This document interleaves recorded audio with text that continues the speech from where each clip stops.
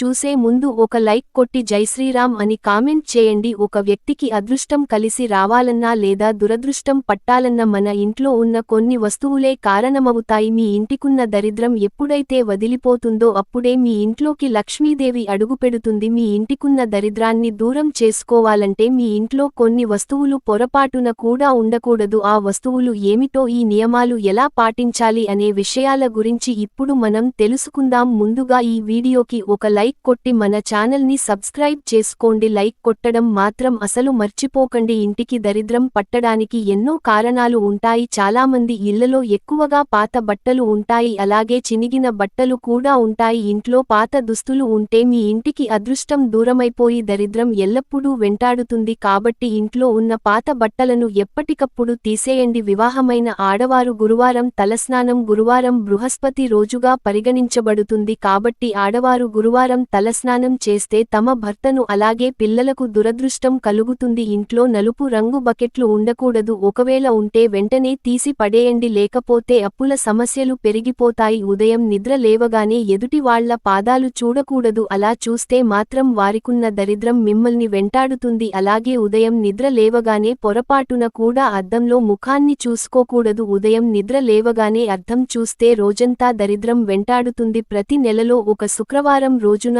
ఒక శక్తివంతమైన పరిహారం చేస్తే చాలు, మీ ఇంటి నుండి దరిద్ర దేవతను బయటకు పంపవచ్చు. కొంచెం సాంబ్రాణి పొడి, ఎండు కొబ్బరి పొడి, పంచదార, ఆవు నెయ్యి, ఈ 4 వస్తువులను కలిపి ఇంట్లో ధూపం వేస్తే చాలు, మీ ఇంట్లో ఉన్న దరిద్ర దేవత ఖచ్చితంగా వెళ్ళిపోతుంది. ఎంత తీవ్రమైన దరిద్రమైన ఇట్టే తొలగిపోతుంది. వాస్తు శాస్త్రం ప్రకారం ఇంట్లో అద్దం పగలకుండా చూసుకోవాలి. ఒకవేళ పగిలిన అద్దాలు ఉంటే వెంటనే ఇంట్లో నుంచి తీసి పడేయండి, లేకపోతే మీ ఇంట్లో దరిద్రం పెరిగిపోతుంది. మనలో కొంతమందికి దురదృష్టం వెంటాడుతుంది, ఎల్లప్పుడూ డబ్బు సమస్యలు వెంటాడుతాయి. అలాంటి వారు ఇంట్లో దీపారాధన చేసేటప్పుడు కర్పూరంలో గులాబీ పువ్వులు కాల్చి లక్ష్మీదేవికి హారతి ఇస్తే మీ ఇంటి సంపద బాగా పెరుగుతుంది. వాస్తు ప్రకారం వంటగది ఎంతో కీలకమైనది. పూజ గది లాగానే వంటగది కూడా చాలా స్వచ్ఛంగా ఉంచుకోవాలి. ఎందుకంటే అన్నపూర్ణాదేవి వంటగదిలో నివసిస్తుంది.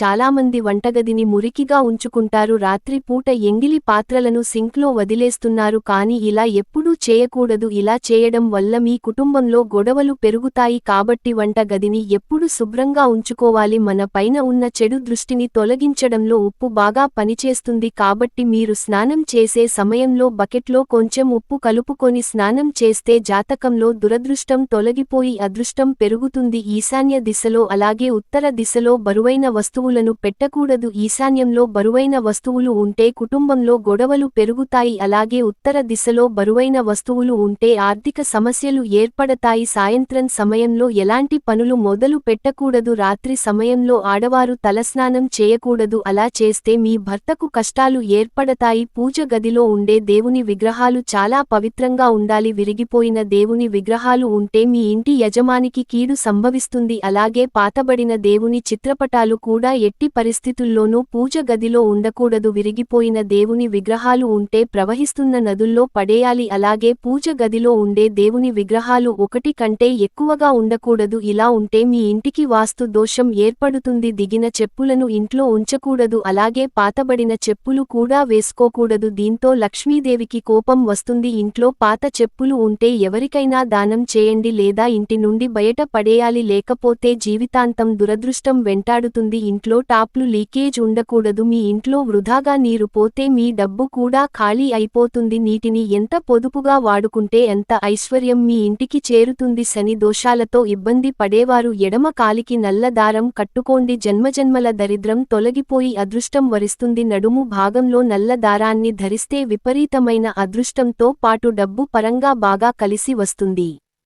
చేతి మనకట్టుకు మాత్రం నల్లటి దారాన్ని ధరించకూడదు. అలాగే పాడైపోయిన ఎలక్ట్రిక్ వస్తువులను కూడా ఇంట్లో ఉంచకూడదు. దీనివల్ల ఆర్థికంగా నష్టపోతారు.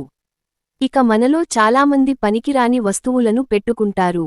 ఇంటిపైన వ్యర్థాలు ఉంటే మీ తలపైన భారాన్ని వేసుకున్నట్టే అంట. అప్పులు సమస్యలు పెరుగుతాయి, అలాగే పితృదోషాలు వెంటాడుతాయి. కాబట్టి వీలైనంత వరకు ఇంటిపైన పాత వస్తువులు లేకుండా చూసుకోవాలి. మంగళవారం, గురువారం, శుక్రవారం ఈ 3 రోజుల్లో జుట్టు కత్తి. దీనివల్ల మీ ఇంటిపై లక్ష్మీదేవి ఆగ్రహిస్తుంది. దీనివల్ల మీ ఇంటిపై లక్ష్మీదేవి కోపగించుకుంటుంది. ఇంట్లో ఆర్థిక ఇబ్బందులు ఎదుర్కోవాల్సి ఉంటుంది. మనలో చాలామంది గాజు వస్తువులను ఎక్కువగా కొంటూ ఉంటారు. వీటివల్ల ఎలాంటి ప్రయోజనాలు ఉండవు. ఇంట్లో గాజు వస్తువులు ఎక్కువగా ఉండకూడదు. ఒక నిర్దిష్టమైన ప్రతికూల శక్తులను గాజు వస్తువులు విడుదల చేస్తాయి. దీనివల్ల మీ కుటుంబానికి సమస్యలు ఏర్పడతాయి. కాబట్టి వీలైనంతవరకు అనవసరపు గాజు వస్తువులు ఇంట్లో ఉంచకండి. ఇక మీ ఇంట్లో విరిగిన వస్తువులు ఉంటే చాలా అసభ్యంగా పరిగణించాలి. ముఖ్యంగా విరిగిపోయిన ఫర్నిచర్ ఉంటే మీ పురోగతికి ఆటంకాలు ఏర్పడతాయి. జీవితంలో త్వరగా ఎదగలేరు. కాబట్టి మీ ఇంట్లో విరిగిపోయిన వస్తువులు ఉంటే వెంటనే ఇంట్లో నుంచి తీసి పడేయండి, లేకపోతే కష్టాలు మొదలవుతాయి. మన హిందూ మతంలో వ్రతాలకు చాలా ప్రాముఖ్యత ఉంటుంది. కాబట్టి ఇంట్లో రకాలు చేసే సమయంలో ఖచ్చితంగా ఆడవారు ఉపవాసం ఉండాలి, లేకపోతే లక్ష్మీదేవికి కోపం వస్తుంది. దీనివల్ల మీ ఇంటికి పేదరికం ఏర్పడుతుంది.